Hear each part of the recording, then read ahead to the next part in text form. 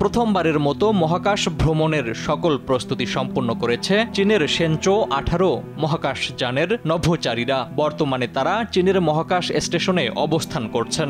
আগামী কয়েকদিনের মধ্যেই তারা মহাকাশ ভ্রমণে স্টেশনের বাইরে বের হবেন। দেশটির মহাকাশ সংস্থা CMSA সোমবার এসব তথ্য জানিয়েছে।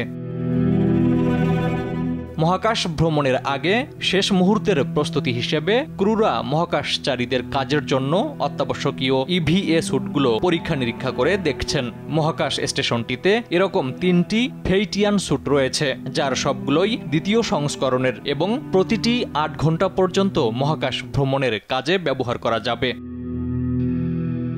এছাড়া মহাকাশ ভ্রমণের কাজে ব্যবহৃত সরঞ্জাম এবং সেগুলোর সেটিং সম্পূর্ণ হয়েছে। মহাকাশ সংস্থা জানিয়েছে, ক্রুরা ইতোমধ্যে জরুরি উদ্ধার, চিকিৎসা এবং অন্যান্য মহাকাশ কার্যক্রম সংক্রান্ত মহড়া সম্পূর্ণ করেছে। সংস্থাটি আরও জানিয়েছে, বর্তমানে শেনচৌ 18 ক্রু সদস্যরা সুস্থ রয়েছেন এবং স্টেশনটি ঠিকভাবে চলছে। ফারুক হোসেন, RTV।